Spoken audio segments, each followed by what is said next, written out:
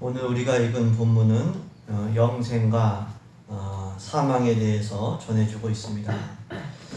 지난 주일에 성도는 죄에 대하여 죽은 자인 동시에 하나님께 대하여는 살아있는 자라는 말씀을 나누었습니다. 죽었다는 것은 영적으로, 법적으로 관계가 끊어졌다는 것입니다.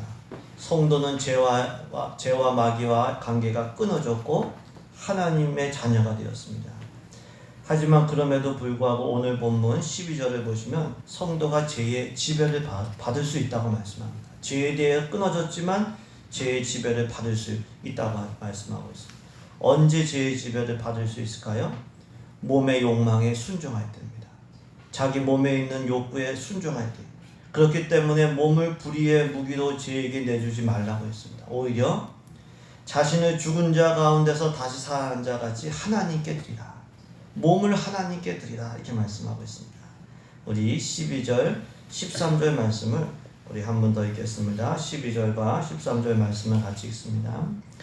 그러므로 너희는 죄가 너희 죽을 몸을 지배하지 못하게 하여 몸의 사욕에 순종하지 말고, 또한 너희 지체를 불의의 무기로 죄에게 내주지 말고, 오직 너희 자신을 죽은 자 가운데서 다시 난 자 같이 하나님께 드리며 너희 지체를 의의 무기로 하나님께 드리라. 아멘. 성도는 예수님 안에서 또 예수님과 연합해서 죄에 대하여 죽었죠. 근데 죄에 대하여 죽었다고 해서 죄성이 없어진 건 아닙니다. 현실적으로 볼 때 우리 몸 안에는 여전히 죄된 욕망이 있고 죄된 습관들이 남아 있습니다. 그 죄성을 따라서 살 때 자기의 몸을 그 죄에 내줄 때 그때부터는 죄의 지배를 받게 되는 거예요. 그렇기 때문에 죄에 대하여 죽고 하나님께 대하여 살아난 자답게 자기 몸을 하나님께 드리라고 했습니다. 이를 통해서 알 수 있는 것은 무엇입니까? 죄에 대하여 영적으로 죽은 성도도 현실적으로는 죄의 지배를 받을 수 있다는 것입니다. 그렇기 때문에 우리는 몸의 사욕에 순종하면 안 돼요.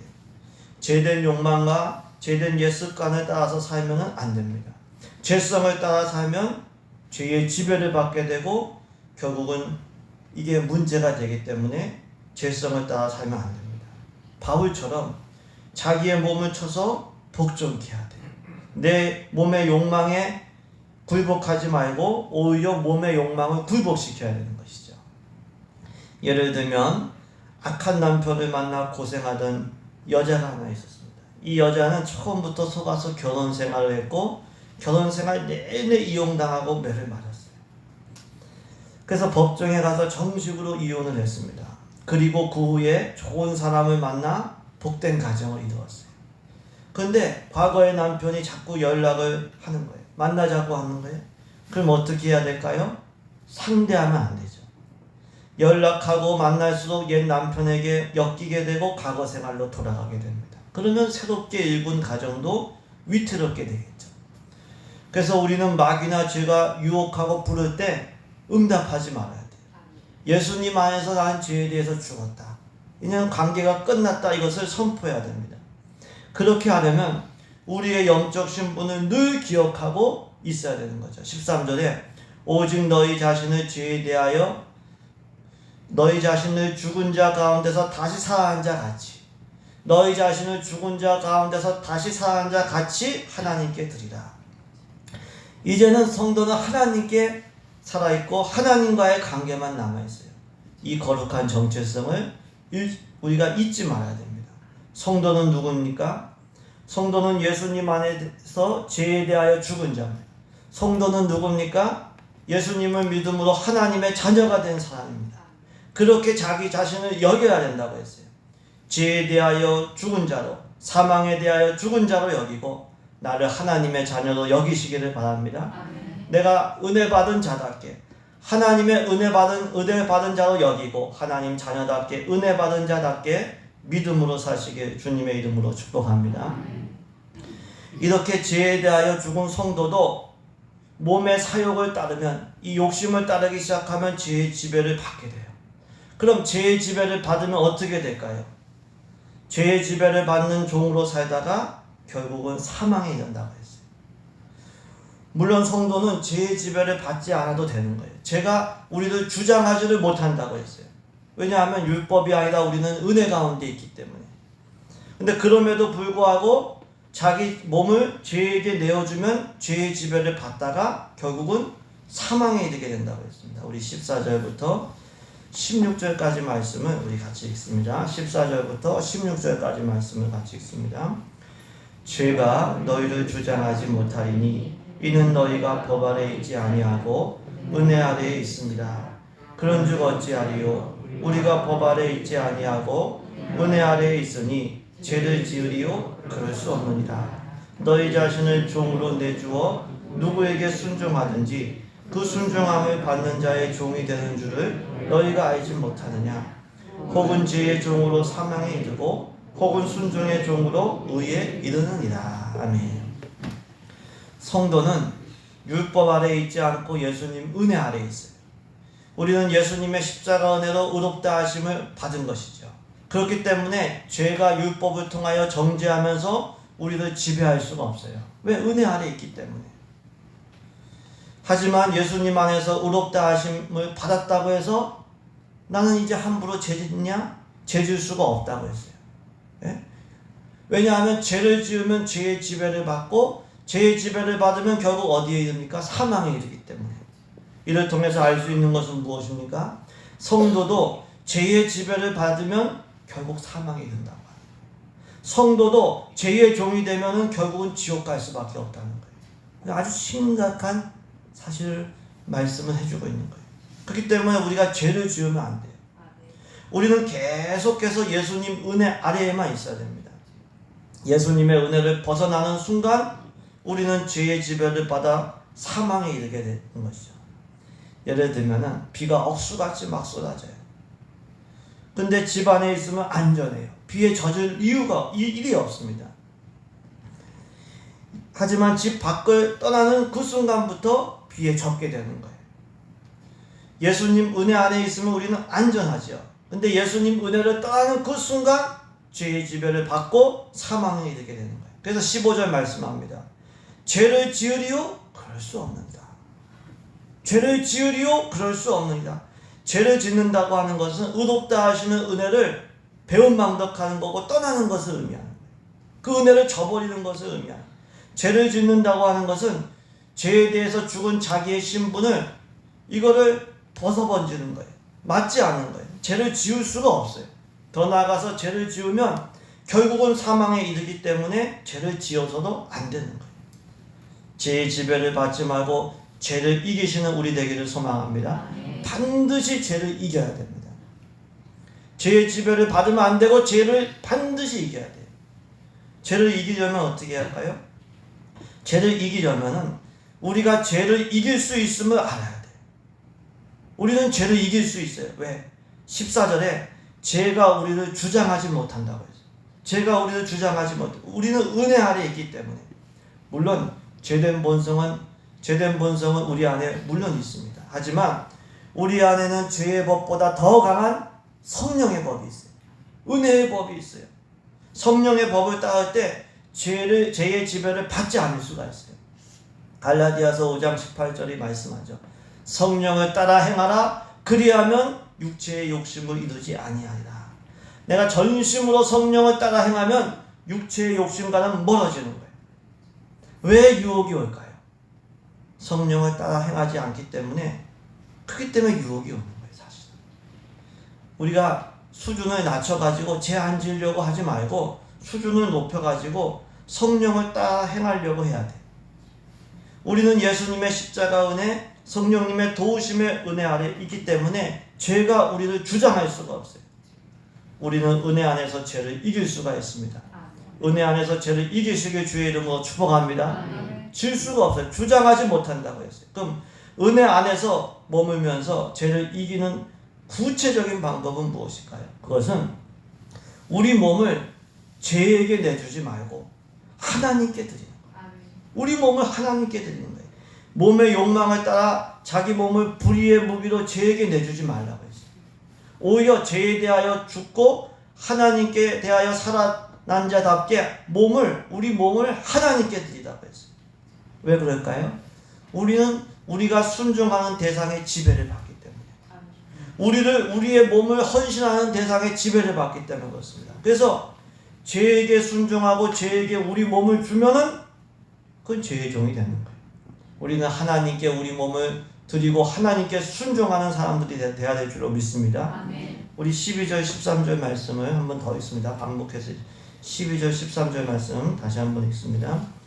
그러므로 너희는 죄가 너희 죽은 몸을 지배하지 못하게 하여 몸의 사역에 순종하지 말고, 또한 너희 지체를 불의의 무기로 죄에게 내주지 말고, 오직 너희 자신을 죽은 자 가운데서 다시 살아난 자 같이 하나님께 드리며 너희 지체를 의의 무기로 하나님께 드리라. 아멘. 우리 16절 말씀도 다시 읽습니다. 16절 말씀입니다.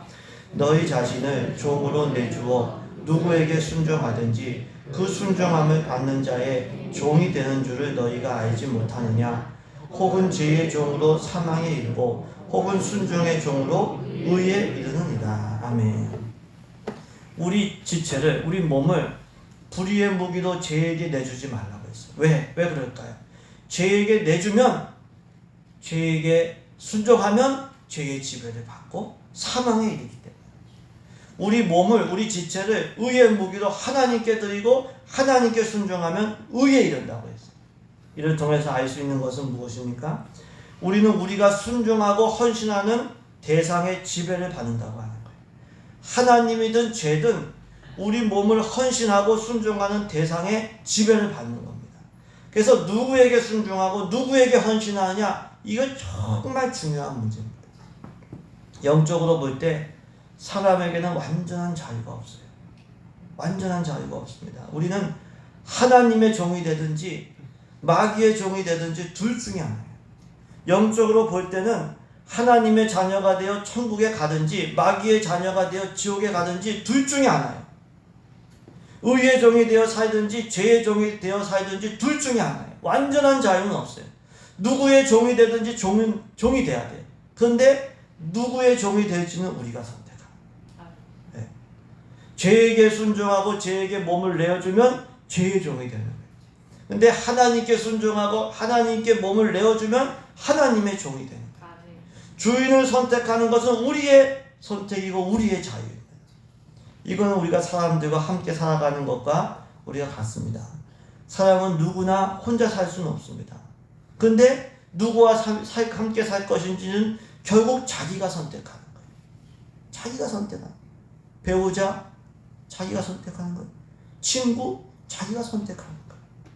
영적으로도 하나님을 주님으로 모실 건지 아니면 내가 죄의 종으로 살다가 사망할 건지 자기가 선택하는 거예요. 그럼 우리는 누구를 주님으로 선택해야 될까요? 이거는 물어보다 많아져. 개도요. 개도 주인을 잘 만나면 정말 잘 살더라고요. 자기 사랑해주는 주인, 좋은 주인 만나면 행복합니다. 사람도 마찬가지예요. 누구를 주님으로 모시느냐는 이거는 가장 중요한 문제고 우리의 영혼이 달린 문제예요. 네.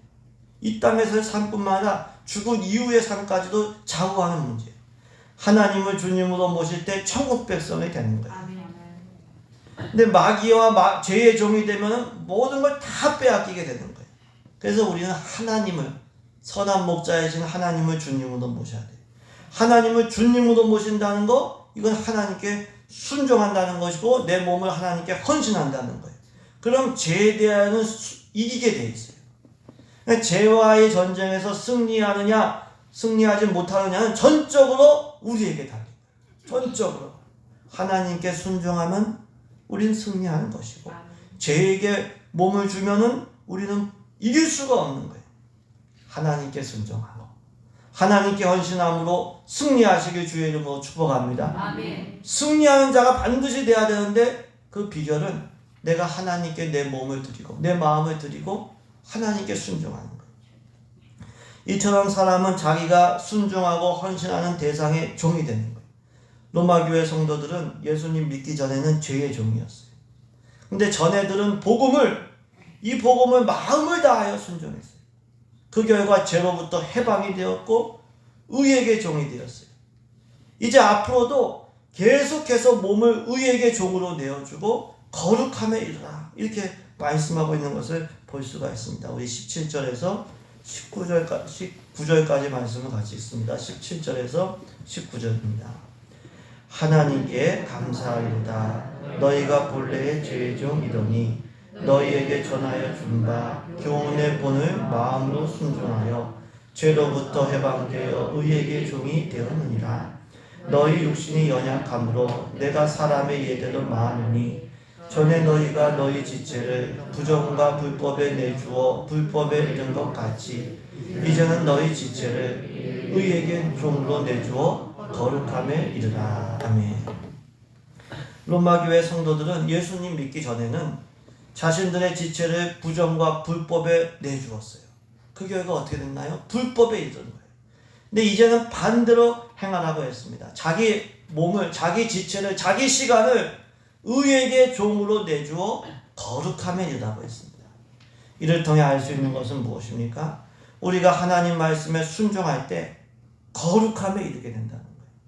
죄성을 따라 살면 사망에 이르지만 하나님 말씀대로 순종하면 거룩함에 이르게 되는 거예요. 그래서 우리는 하나님 말씀대로 순종해야 됩니다. 로마교회 성도들은 전에 들은 교훈의 본을 마음으로 순종했다고 했어요. 마음으로 순종했다는 것은 전심을 다해 순종했다는 거예요. 물론 우리가 사람이기 때문에 때로는 실수하고 때로는 불순종하고 죄를 지을 수 있습니다. 또 신앙도 단계가 있기 때문에 영적으로 어린아이 때는 넘어지죠. 하지만 중요한 것은 최선을 다해서 순종하고 애를 쓴다는 거예요. 마태복음 25장 달란트 비유에서 5달란트, 2달란트 받은 종이 칭찬받았는데 칭찬받은 내용이 무엇입니까? 잘하였도다 착하고 충성된 종아. 충성은 완벽을 의미하는 게 아니라 최선을 다하는 것을 의미하는 거예요. 자기 수준에서 최선 다하는 거예요. 완벽한 사람 아무도 없어요. 누구나 하나님 앞에서 부족해요. 근데 최선을 다할 때, 전심전력으로 행할 때 하나님께서 인정해 주시고 칭찬해 주시는 거예요. 그렇게 마음을 다하여 순종할 때 죄로부터 해방되기 시작하고 거룩함에 이르게 되는 거예요. 그렇기 때문에 의롭다 하심을 받은 성도는 반드시 삶에서 거룩함의 열매가 있어야 됩니다. 영적으로는 의롭다 하심을 받았는데 실질적인 생활 속에서 의로움의 열매가 없다면, 거룩함의 열매가 없다면 그거는 잘못된 거예요. 거룩함의 열매를 맺지 못한다는 것은 하나님께 순종하지 않는다는 것이고 결국 죄의 지배와 죄의 종으로 살아가고 있다고 하는 것이죠. 거룩함의 열매를 꼭 맺는 우리 되기를 소망합니다. 거룩함의 열매가 반드시 있어야 돼요.